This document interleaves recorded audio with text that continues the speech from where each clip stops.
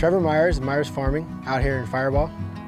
Farm about 3,000 acres of almonds, harvest about 5,000 acres. Do some pistachios, cherries, olives for olive oil.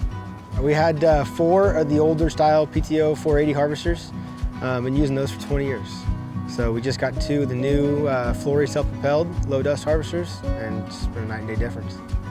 I found out about the low dust harvester program through our John Deere dealer in Madera.